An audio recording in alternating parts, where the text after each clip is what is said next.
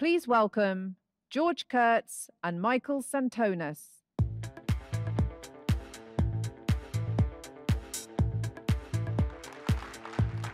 All right, so we're back at it again. I don't know if it's good news or bad news. I'm not sure if we're the only thing standing between you and a flight, but we're happy to have you. Yes, I heard that. Somebody said yes. So it's good to have you here, and I appreciate the honesty. This is many years of doing Hacking Exposed, and it's always a pleasure. I've got Mike Santonas, who's our president, and we've done it for many years now. I think we've got some really, really cool stuff in store for you. And I probably have been doing this longer than I like to admit. I remember some of the first sessions when I actually did stuff hands-on. We used to come in with a big crate of computers and Spark IPXs and virtual machines. Everything's not so easy as it is today, and we'd set everything up and we'd pray to the demo gods that it all worked.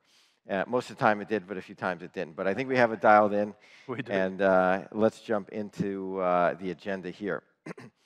So what we're going to go through today in typical Hacking Exposed fashion is a real-world hack that we've seen, actually that we've responded to. And as opposed to the early days where we used to just show some cool demos on hacking, Windows or Mac or something, this is really a case study of Cozy Bear. And we'll talk about who Cozy Bear is. So we'll go through that case study. We'll go through a detailed demo of it. And then, of course, in typical Hacking Exposed fashion, we've got the countermeasures. All right, so Mike, lots of news around Cozy Bear, otherwise known as APT29, otherwise known as the Dukes, and a few other names. This sounds so familiar. Where have I heard these guys from? You have heard about this one before. We've been, as you know, George, tracking this since 2016. We've been tracking this group all around the world, from one end of the planet to the other, from Russia to Redmond, and I say that because you probably most recently know them as the group that is acting on behalf of the Russian Foreign Intelligence Service that has gone and reportedly breached Microsoft back in January. So very topical to talk about this. Really complex attack. So a lot of the actual malware that they use and the techniques, look, there's a couple of things that are interesting, but it's the kill chain that they use that is super complex, worth really understanding. And we'll give a lot of tips along the way as to what people should be looking out for. So this is the SVR, the Russian SVR, as Mike said. And we've spent a lot of time for many years tracking this particular group. Obviously, intelligence, among other things, are a key part of what we do at CrowdStrike. So we know they target about 14 different industries, governments, political organizations, NGOs, super prolific in North America and Europe, and we've seen operations in 21 different countries, I should say. So they're prolific, they're really, really good.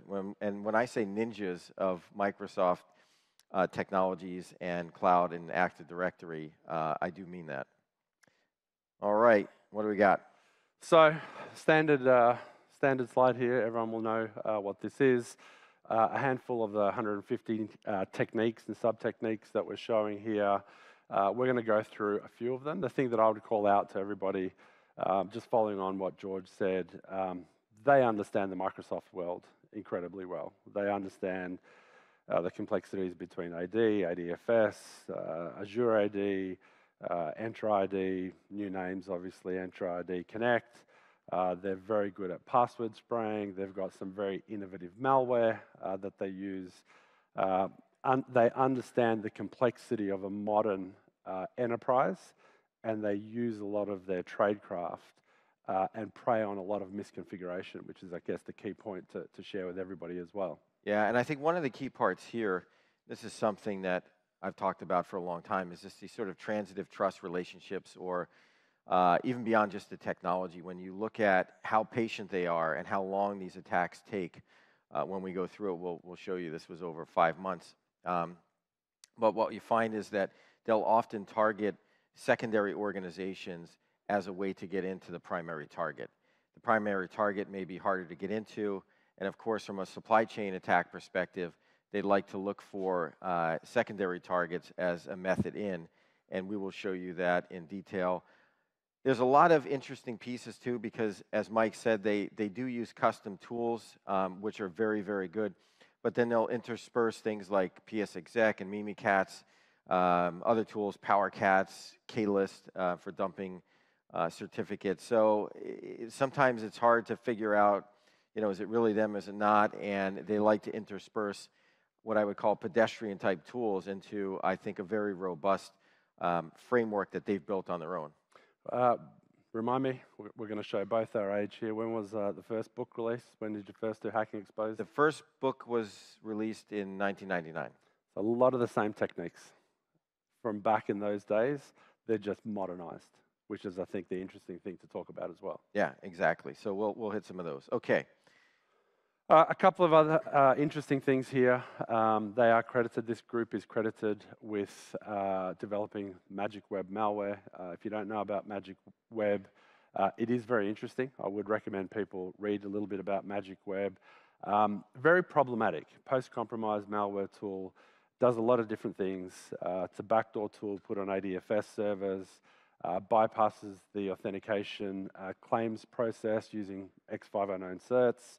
What's interesting about Magic Web is they do have some novel techniques. If you try to understand what the malware is doing, it's encrypted. For the majority of researchers out there, it is a problematic piece of malware. So definitely worth looking at.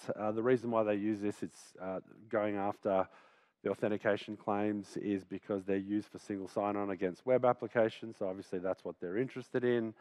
The backdoor functionality is enabled by the inclusion of some capabilities, some hard coding of object identifiers. It's a pretty problematic piece of malware.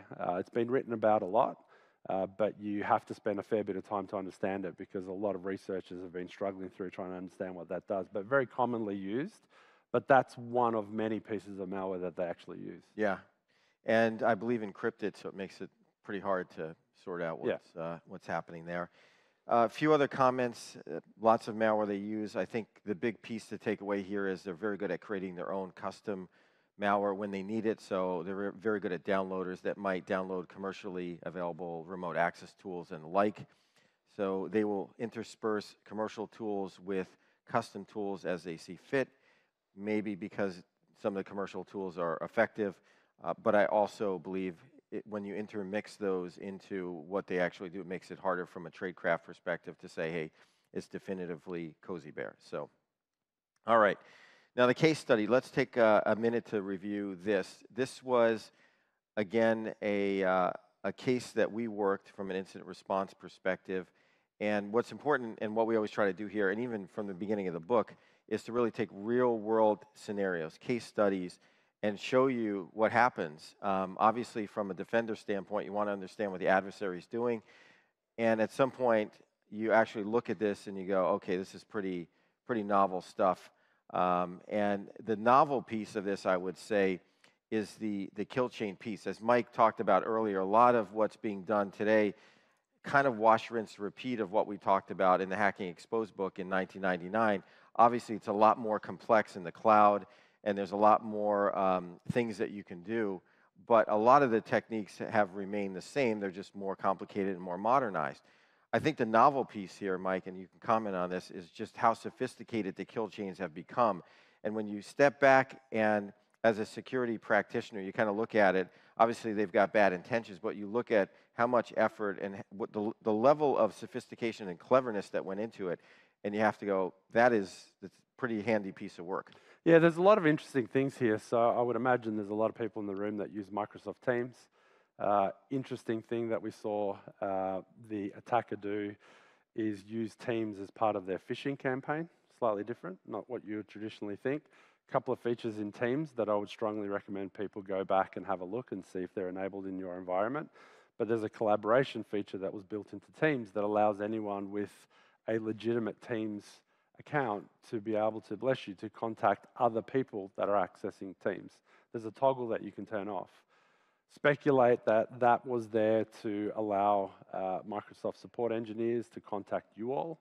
But part of this is to promote collaboration. So again, anyone that has legitimate Teams access can then communicate with other people. Well, what did the attacker do? They used that as an avenue to go after the victims that they were targeting. So set themselves up with an on-Microsoft account, spoof the domain so they look like a legitimate Microsoft employee, use that as the spoof. Hey, I'm from Microsoft support, here to help. There's a problem inside your environment. Hey, could you go and run this and interact, but do it via Teams, looking like a legitimate Microsoft employee. So yeah, this is an interesting one where they've gone after data. So just to recap here, we've got the target organization that they're really focused on. They went after a smaller subsidiary. There was an initial password spray. We're going to go through all of this. It took from May to September. They targeted a handful of users, as Mike said, with social engineering and this Teams phishing, bypassed two-factor authentication, and then began to impersonate Microsoft IT technical support. The users were part of Entra ID, which it's hard for me to keep track of all the names, which was Azure ID, and now everything is Entra, but that's basically what they were doing there. Basically, as I said earlier, they registered, and this is a common technique, is they add themselves into the MFA environment. So once they're in there, they can reset the passwords, they can give the passwords back to the user that they got them from, and now they have a persistent access into the organization. They were able to find some VPNs and bounce from the subsidiary or target, I should say the secondary company to the target company. And then they used some custom malware, which we mentioned, and then stole some data. So that's the long and the short of the demo. Actually, we'll take you through each step of this, but I just wanted to set it up. And we're going to go through more detail step by step of what it all means. Yeah, look, there's, again, some interesting things to be aware of. Obviously, when you're logging into Microsoft.com online, you're going to get prompted for a username and password. There are other things that you can do to basically say, use a certificate or use an authenticator app. And these are some of the things that the adversary is very smart at using. So prompt a code and then use Teams to contact the user. Hey, you've been compromised. I'm going to pop up a code on your machine. Tell me what that is so we can authenticate you and that you are who you say you are. Person, unfortunately, provides that. That allows the adversary to get into the network. Then they change a password. They're still on Teams. They're communicating. Hey, we got you. We're going to keep you safe and secure. We've changed your password. But they're very smart. They've also said, here is your new password. So the person doesn't think that, hang on, something's just happened, and maybe gets wind of something going on inside their environment. And as George said, register a device, create persistence. So if they get logged off and they need to come back on, they can do that. Now, I'm sure the folks in this audience don't have any users that would just change the password and take a new password back and continue to use that, right? We haven't seen that before. There's a lot of folks that like to be helpful, and these folks tend to be very believable. So unfortunately, people get tricked into this. All right, let's move along here to the most important part, the hack. Let us take you through the kill chain here. So Mike, there's a lot going on. As I mentioned earlier, I think the novel piece, and I believe you would agree, is just how sophisticated the kill chain is. So take us through this and just walk us through what we're going to see in the demo. Yeah, so it's basically what we talked about before. So we'll step you through the demo and show you all the tools and the tradecraft and how the adversary did that. A lot of these are techniques that the adversary is well known for. Obviously, they are evolving these and changing them, but along the way, we're going to point out a couple of things that we want you to be aware of. This group is very patient. They have time, they have capability, they have intent, and they're going to spend a lot of time researching and understanding your organization, your users. They'll target social media to do reconnaissance, to identify key individuals. That may be going and have a look at Facebook, going to have a look at Instagram, looking at things like LinkedIn, looking to see where people may provide their email address as an example. So they spend a lot of time finding the right organization that they're going to target based on the intellectual property, but then specifically look for users that they want to necessarily go after. And I think when you go back, as you mentioned the Hacking Exposed book in 1999, you didn't have all these things like LinkedIn and all the social media accounts that are out there. And we used to spend more time trying to target the machines versus the users. I think and we used to call that footprinting, if you're old and you remember the book. So in today's environment, it's sort of social footprinting, which is who are the users that are out there that could be of interest, how we're going to target this organization, and they're really focused on the user element as the weakest link, and then they begin to target the machines, as opposed to what I would say the old days, we would just target the machines. Yeah, no surprise to anyone here. This group is very focused on leveraging the supply chain and leveraging the weakness in the supply chain, go after what they perceive to be maybe a weaker organization, and leverage the complexity and maybe the misconfiguration between the trust relationships between those organizations. Now, I'm sure the folks in this audience have never come across an unsecured RDP system in their own environments, but just say they have, because it seems to be something that happened here. Can you tell us a little bit about that? Yeah, definitely going after publicly available RDP, but the one that I think is really interesting for the group here, and obviously there's been a lot of talk about organizations having email exchange server compromise. Today, there's over 3 million publicly accessible exchange servers on the internet. Just simple misconfigurations. So this is why it's quite easy for a lot of the adversaries to compromise a victim. And whilst I'm sure everybody has been up and down the trade floor and you've had all sorts of things talked to you, different solutions, the thing that I'd say is genuinely we make it very easy. When I say we, the collective, we make it very easy for the attacker. RDP servers that are accessible, 3 million exchange servers that are accessible, all of these misconfigurations. These are the things that they prey on, and they're very successful at doing it. And I think this goes to the point that we've said for a long time at CrowdStrike, 80% of the attacks that we see, and certainly we're investigating, are identity-based first. Mm-hmm. And there was a time, you remember, it was APT, blah, blah, blah, like everything was an APT, and there was custom malware and really interesting pieces of technology that were being used. They still are, but a lot of what we see is identity-based, living off the land, and the very bare minimum on any new covert malware that's out there, just because of existing technologies now in 2024 that can detect these sort of things. So the game has shifted a little bit, and it's much more focused on identity-based attacks. Yeah, as I said, social engineering, novel twist to phishing, using Teams that I talked about before, credential dumping, nothing new there.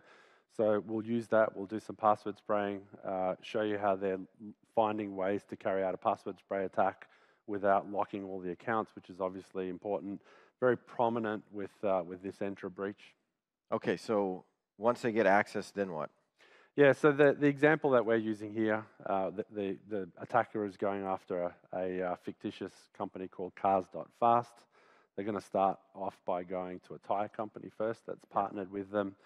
So the idea is to go through the supply chain, go for what they perceive to be the weaker company, to go after a couple of users in Cars.fast, which is the parent company ultimately where they want to go and get information from.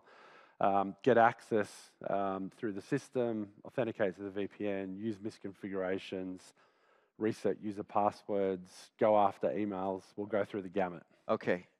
Well, it's probably not a surprise that we have a car company and a tire company. We like fast things in cars. So to keep track of it, the tire company obviously is the supplier to the car company, which is going to be the target. We'll point that out. And I think without further ado, maybe we can jump into the demo? Yeah, absolutely. So let's go over and do that. If we can jump over to the demo for me, please. If we can bring that up on the... All right, there we go. So no attack is safe without using Kali Linux. We'll start off there. Obviously very easy to go through with everybody here. Attack starting on Kali Linux. They've got a valid Entra subscription that you can see here that I talked about before. They use that to impersonate the Microsoft security engineers, do some reconnaissance, as I talked about earlier, for a couple of the users that they want to go after. We've got a fake user here, Tommy Franks, who's the lead architect. Obviously, the thinking here is this is the person that may have sensitive information that we want to go after. And then there's another, you can see the contact details there. As I said, very common A lot of people will supply their email address as part of LinkedIn. Strong tip, don't do it. And then we've got another user here who we call a demo, another fictitious user. This one's a little bit different because the person that we're going to go after there as part of the attack, a demo is he's an IT support analyst at the organization. Now, why would you go after the IT support analyst? You would expect that they're going to have greater privilege. They're going to have access to more systems. And then finally, access to OneDrive and a OneDrive account.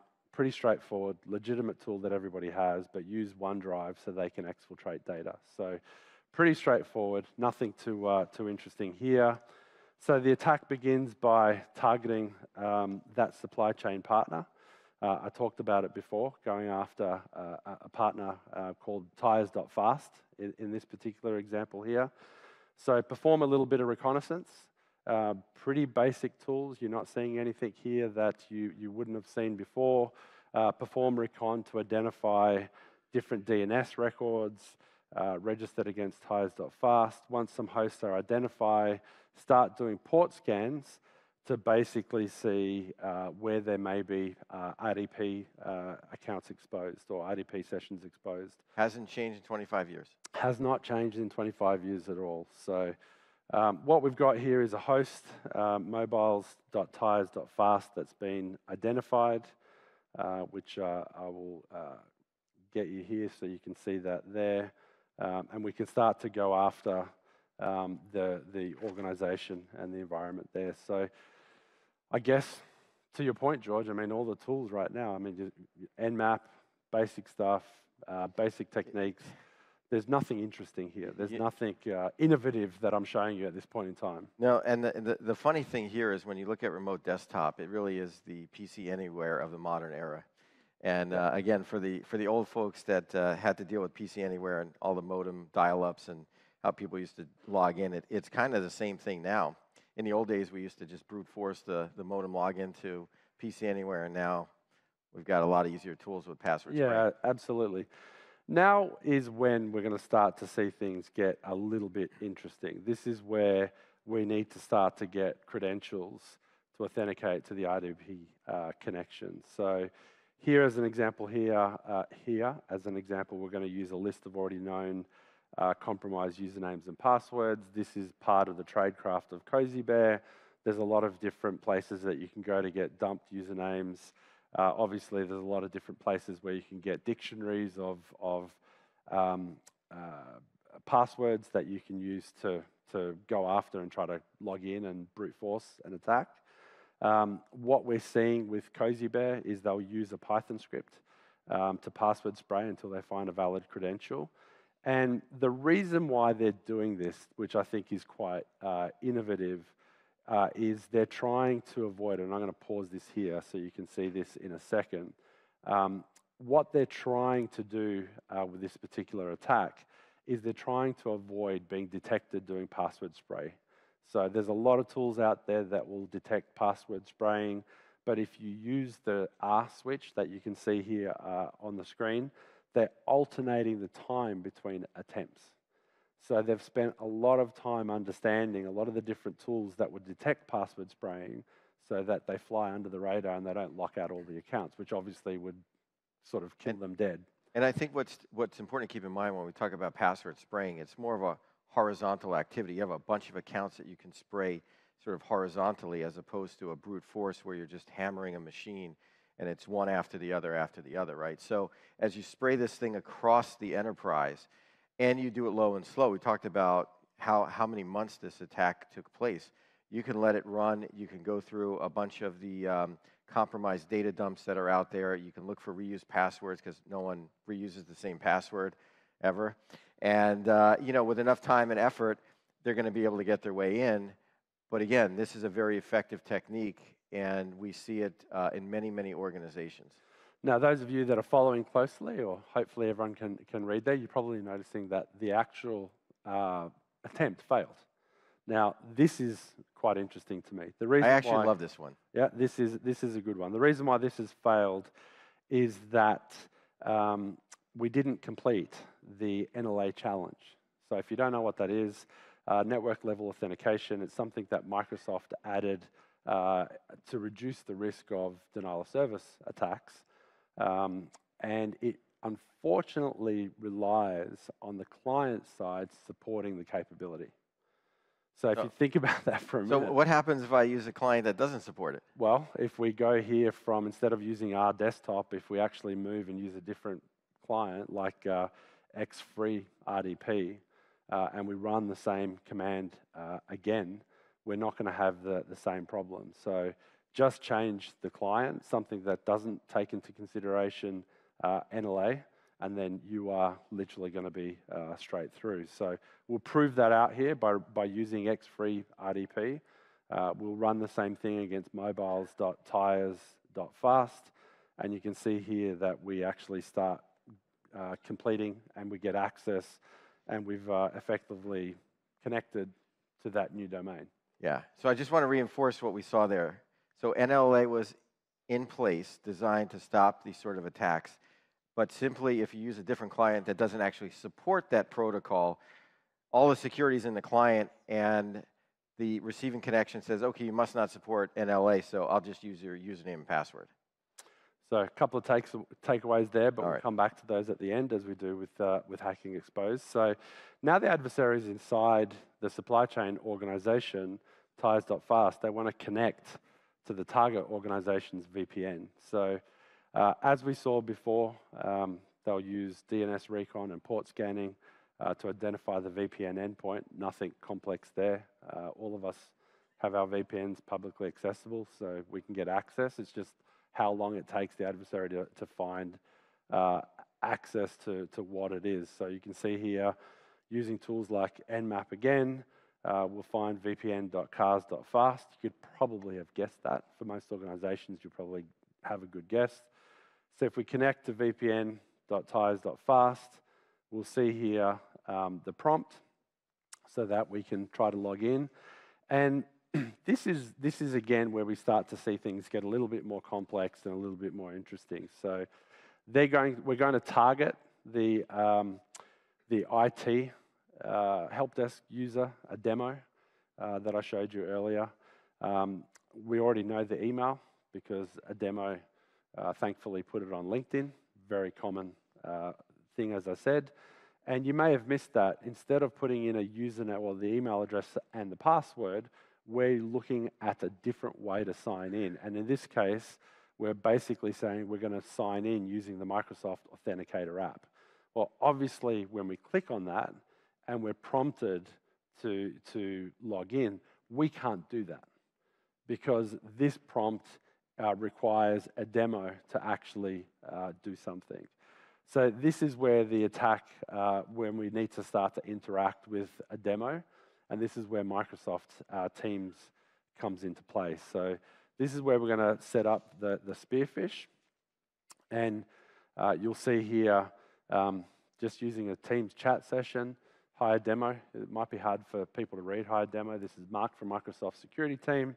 We think your account has been compromised. You don't need to worry. We're going to resolve this for you. We'll work together with you, and we'll get you back to work and get you back up online. So we just need you to enter the number 78 that's been sent to your phone just now. Please can you open the Authenticator app and follow the steps? Thanks. Sorry to bother you. Sad reality is so many people are going to do that. We know that. We've seen it. Last year we talked about Scattered Spider. We've got hours and hours and hours and hours of people that ring help desks, and they're just well-trained and well-versed at getting people to run these things. And if it takes 40 minutes, which we've seen people hold out for 40 minutes, and 41 minutes they folded. Yep. So, yep. So pretty you have to look at, a lot of times, again, how are people judged, particularly help desks, right? They're judged on how many tickets you close in a day and how fast you can close them, and then what your customer sat score is. So I can imagine if you close this quick and the adversary gets what they want, they're going to fill out that survey and give them a 10. Yeah, absolutely. So we see here, we've sent the message. We'll wait a couple of seconds, wait for a demo to respond, and we're going to see the end user perform that. So a demo will come online eventually, and basically, as I talked about in the talk track earlier, a demo is going to jump online. He's going to hit the 78. And you can see here, hi Mark, I don't know how this is possible. I enabled passwordless authentication. I thought it kept me safe. I entered the number. Obviously a fictitious example here. But now the adversary has communicated with a demo, and they've now got secure access into that environment. Super common, super common. So big takeaway for everybody here, and I'll just pause. The big takeaway for everybody here is make sure you don't have that capability enabled by default by Teams. I'm not really sure why anyone would need that to be enabled, but definitely turn that off because it is a technique that is commonly used. So if you're phishing Teams, is that called tishing? It could be called tishing. Let's see if that one Making up new words? Gets any legs, any traction there. But now that the user is authenticated, the adversary's VPN session has been established. You've got network access to the organization. The thing that we obviously want to do is go for the Entra ID server. So just to be clear, so now the adversary who bounced through the tire company now has access via VPN into the car company. They want to get there. So that's the ultimate intent. But before we go about doing that, you want to make sure that you have some level of persistence. So this is where you would change the username and password, obviously to something that I know if I'm carrying this out. So change the password and then add in a sign-in method and enable my device to be able to do the authentication. And you do that because you don't want to keep going back to the user for obvious reasons. Smart attacker would basically respond back to a demo. You don't want to leave them hanging because most people at some point will go, it just didn't seem right. Something's not right, and they're going to ring the security team. In this case, the attacker's gone back and said, hey, you're doing all the right things. This isn't your fault. I've reset your password for you, and here's your new password. And unfortunately, again, most people at that point in time are going to go, thanks, cool. Thanks for helping me out. And away you go. So, as I said before, now we want to go for the Entra ID server, just to make sure that we're all on the same page together. What would have been Azure ID before, Microsoft has renamed to Entra, just so everyone kind of knows some of the different namings there. So we want to get onto that Entra server so that we can actually start to continue the attack. So jump on, go to the Entra ID server. Once we are there, we want to start to effectively identify valid devices, which they can typically go after, and go after leveraging default permissions. So if I click on here, I can see all devices inside the organization. I can see a machine here called CLL6. What's interesting about this is that the attacker, Cozy Bear, knows to go after hybrid joined devices. Machines that have access to AD on-prem and machines that have access to Azure and to cloud connectivity.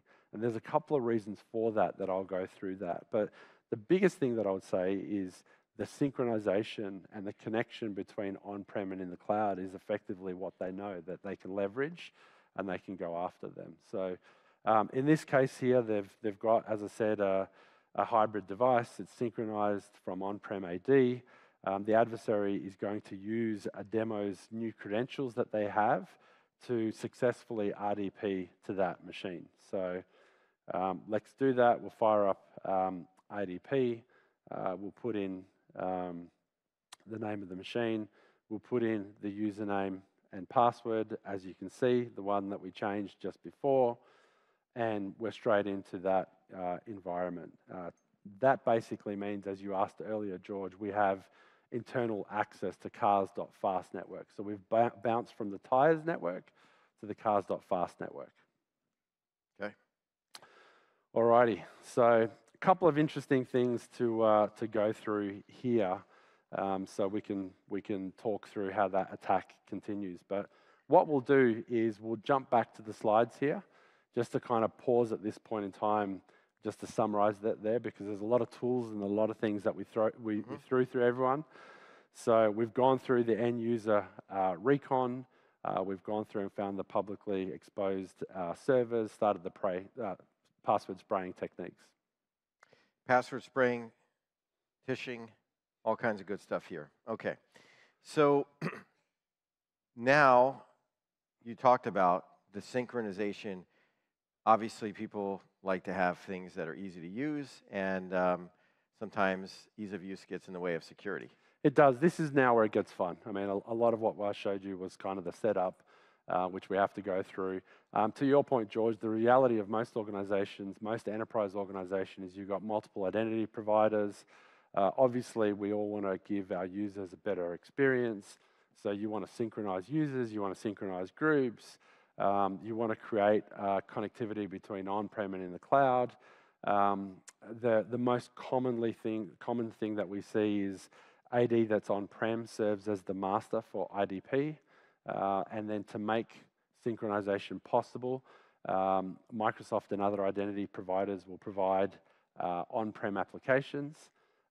In this example here and in the Microsoft world, they have a feature called Entra Connect. So it's going to get pretty complex with all the different Microsoft tools that are there. So adversaries target Entra Connect for a couple of reasons. One, you've got a lot of highly privileged credentials in that environment. You've got access, you've got credentials for on-prem, you've got credentials for cloud environments, but Entra Connect actually does a synchronization and keeps those passwords common so that you have one username and one password. So unfortunately, that means you get access to everything. Yeah. And again, if we go back to some of the initial incarnations of Hacking Exposed, if you got access to one domain controller, you always wanted to abuse that trust to get access to a secondary or third domain controller within the organization, but you were in the organization. Now, with something like Entra Connect, you really have the ability to bounce across your or a company into that cloud environment, which sort of exponentially exposes more risk to the organization and makes it a lot more interesting. Yeah, absolutely. Let's jump back to the demo, and we'll go through the second part of the demo, which gets pretty interesting pretty quickly. So now we're going to start to go into more of the complexity of this attack. Remember, I said a lot of the techniques aren't necessarily what's interesting, it's the actual kill chain and the lengths that they go through to carry out the attack. So the attacker at this point in time wants to look for hosts on the internal network that they can jump to, the lateral movement, which is super important. So they're going to use the Entra portal to identify valid devices, which they can do because the default permissions that you have when you go to Entra allows all accounts to have some level of visibility. Now, the thing that I do want to call out, just to be very, very clear, is that you don't need to have access to everything, and you won't get access to everything inside the organization. And what do I mean by that? When you look at Entra and you first log in, you're going to have the default visibility to see what's running inside the environment, but you're not going to see all the security roles, the security permissions, but you don't need to see that. You'll see enough of the devices inside the organization that you can go after. Now, what's really interesting is that you can go after the Entra Connect, and I'm going to pause this here just to go through this. You can go after the Entra Connect server, which is the sync server that I talked about. Again, to be clear, Entra Connect integrates on-prem and Entra ID, on-prem AD and Entra ID. And the other thing that it does, as I said, is it allows you to sign in once across on-prem and in the cloud. You can find those machines by looking for the word sync in front of the machine name. You can go back and test this inside your organization. So if in our example here, we look for an account that starts with sync, what follows is effectively is the account name of the machine for AD. So you can see in our example here, it's called ag.rdemo.lab. So if you go back into your environment, you can basically look to see for machines that start with the word sync, and the name afterwards will be how it's registered in AD. So something that everyone can do here.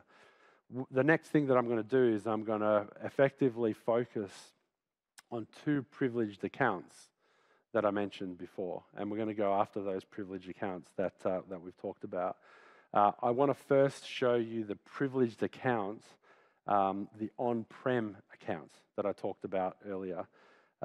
This is effectively the account that allows you to reset passwords, modify privileged users and groups across password hashes. So this is definitely an account that we want to know about, that we definitely want to go after. And then the next one that we want to go after is to effectively look at the cloud accounts, which is super important. So if we go after the cloud account, one of the things that you would have noticed before is the cloud account didn't have any roles. Now, we're going to go back to a couple of examples that I showed you all last year, for those of you that came to Hacking Exposed last year. But if we use PowerShell, we can see that the account had directory sync permissions. So I just want to make sure we didn't miss anything here. So we're in the UI and we're looking at it and we're looking for permissions. We don't see anything. Didn't see anything at all. Doesn't show as having any roles, any privilege, any permissions. And is that just because it doesn't show it? We didn't have the rights to it, or it just doesn't show it? Just doesn't show it. Okay. So this is kind of a key piece here, folks.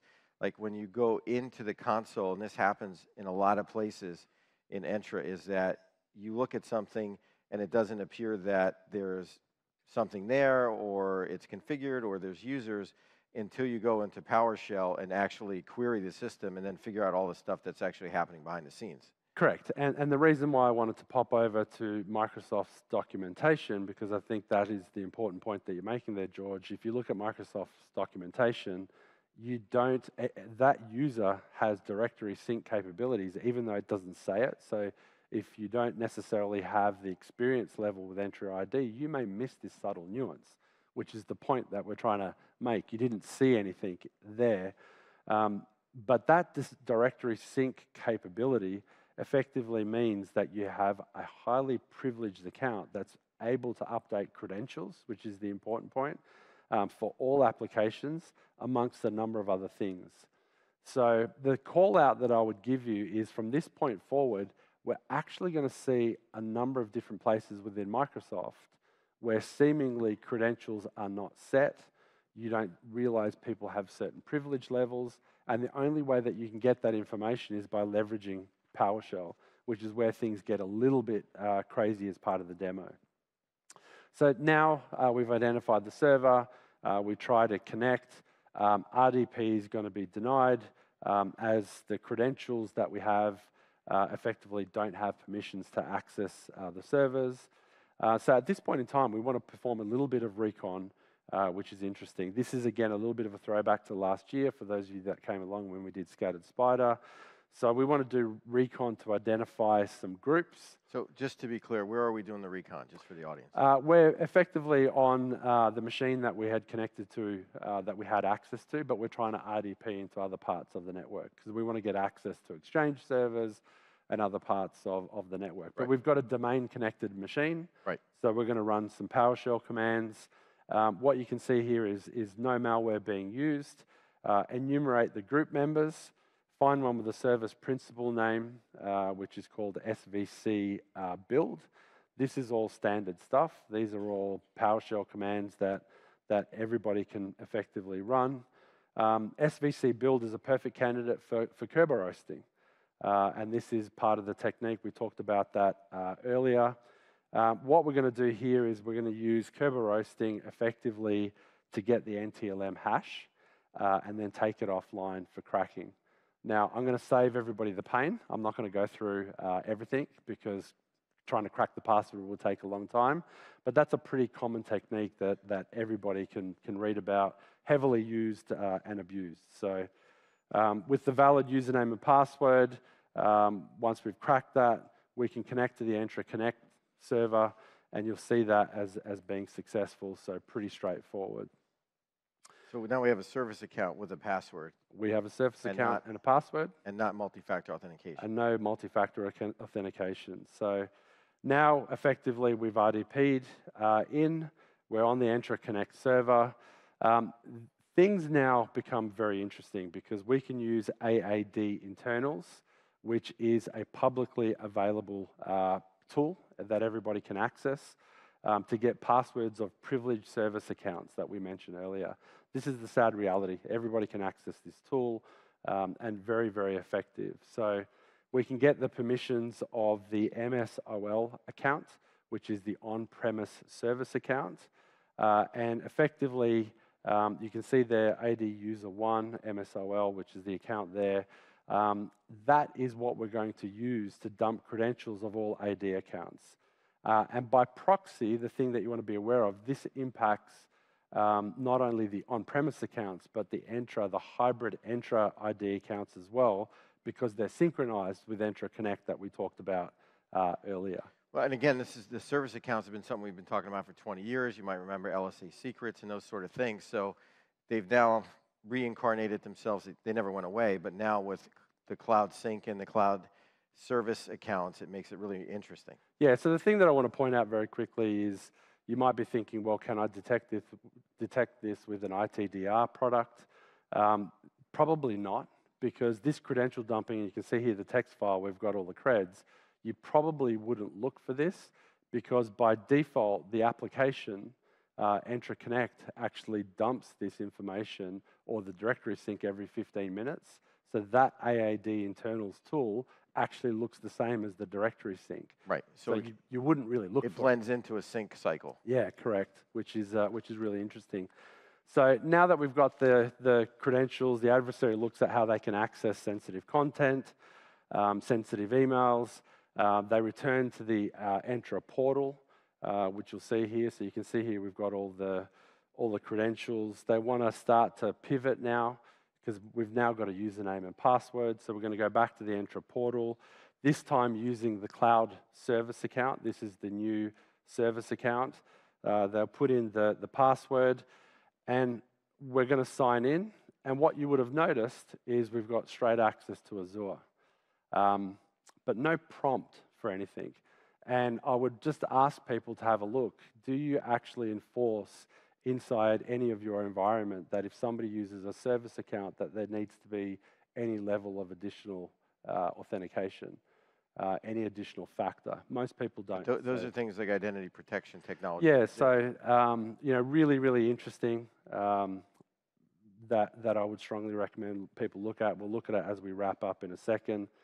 So here, effectively, I'm going to pause here. We're going to look at different permissions, different privilege applications. We've found an account here that has access to all mailbox in the organization. Looks complex because this configuration certainly is complex. This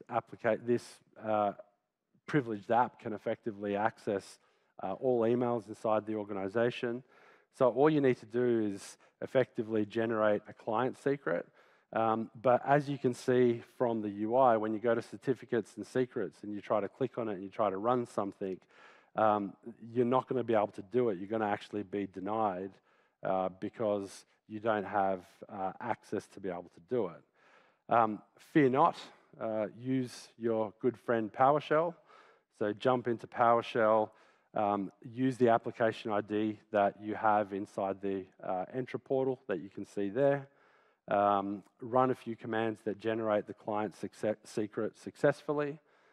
Sad part is all of this is publicly available and well documented. You'll notice that the password, the secret is not visible in the Entra ID, but you pull it out of PowerShell and there's nothing that you can do to stop that. And then effectively use that secret to get an OAuth token, I should say, call a publicly accessible Graph API to download the contents of the CEO's inbox or effectively download everything inside the organization and dump it to a CSV file. This is how the adversary got access to emails of various organizations that you would have publicly read about. So pretty challenging. This is where we start to wrap up the demo. And this is where the adversary is looking for the final piece of information, the final bit of data, which is intellectual property. And this is also a little bit of an interesting one to just wrap up on, and we'll just give you some recommendations to think about. Again, use the Entra portal to go after the lead architect. We probably forgot about Tommy earlier. This is the person that we found on LinkedIn earlier. You can see here that Tommy is assigned the AWS SSO app, but Tommy doesn't have, they don't have Tommy's credentials just yet. Now, the reason why SSO app, this is really interesting to the attacker, is they've probably got access to an S3 bucket. So in this particular example here, they need to validate or create a cert because, again, if you go in and you use Tommy's email address, you click next. When it asks for a password, use a certificate or a smart card. Click next. It's now looking for a certificate. Obviously, we don't have one, so we can't log in. But because we've got access to the server, we can create a certificate. So all we need to do is connect to the AD certificate service. As long as you've authenticated to the network, you can get access to the certificate service and you can create a certificate. This is a common misconfiguration that I want to draw people's attention to. You need to make sure that your certificate templates don't allow you to create certificates that have no rules behind them. Rules such as requiring a username and password. This is how the attacker gets in commonly to a lot of organizations. You create a basic cert in ADCS, click finish there so the cert has been created, go back, enter the username, say you're going to use a certificate, and you're straight in. You need to specifically say use a smart card, use a YubiKey, or something else. Now we get access to the S3 bucket and the demo is done. Yep. So all right, let's wrap it up. Download that, throw it on OneDrive, and call it a day. So again, let's go through the wrap up here because I'm not going to go through that piece. We're just about out of time. I'm going to go into the countermeasures, and we'll talk a little bit about that. But just to wrap on what we saw, amazing tradecraft, lots of little steps, lots of little misconfigurations, but when you put it all together, you have a massive issue. And when you hear about like email boxes being stolen and nobody knows about it, this is exactly how it works. This is the technique. So let's wrap up on the prevention piece, Mike. Identity hygiene. Everything that I showed you there is a lot of misconfiguration and just the complexity of the environment. So you need to find and identify all applications and user permissions, right-size user permissions, make sure service accounts can't be abused, similar to what I showed you earlier. Yeah. That's probably where I would So start. things like identity prevention technologies, understanding the configuration of your directories locally and in the cloud, and really understanding what's behind the scenes, not just what shows up on the UI is critical. Yeah, I think it's pretty straightforward. Reduce your attack surface. So have a look and see what's publicly accessible. Don't be one of the 3 million Exchange servers. Look for the RDP. Things that we talked about. Attack surface management. Protect your sync servers. This one is really important. Protect the applications and their accounts that synchronize credentials between your identity services. This may sound basic. It will take some time, but focus on this because this is unfortunately where you're going to run into issues. And unfortunately, as we showed you, there's a lot of complexity that you don't necessarily see in the tools, but PowerShell and other publicly available tools will expose. So protect those sync servers. The sync servers are obviously a critical focal point. They're definitely going to go there. Detection and prevention, we talk about conditional access, understanding all of the logs that come out of these cloud providers like Azure, and then being able to take action automatically through a SOAR or the like is going to be critical. So you're never going to get away from not having an issue in these environments. You want to be able to identify it quickly and then remediate it. So in summary, Cozy Bear, certainly not going away, very prolific, amazing tradecraft. And it's really about understanding the context of this. And if you were at my NextGen SimSpeed yesterday, it's really about taking all these little weak signals, putting them together, and leveraging the ability and the power of AI to be able to understand like this kill chain. If you didn't really understand how this works, there would be all these signals and it would not make sense to you. So that's part of obviously what the industry and folks like CrowdStrike are working on to be able to detect this stuff. But it's these little signals that are going to help you understand the big attack. So I think that with that, that's a wrap here. I want to thank everyone. Any final comments? Probably the final thing I'd say is don't use default configs. Everything that you see here were effectively basic techniques that's part of the default configurations. Yeah. Don't rely on them. If you don't know how to deal with it, get somebody that can. So we'll let everybody go. We'll see you next year. Thank you so much. Have a great RSA and be safe.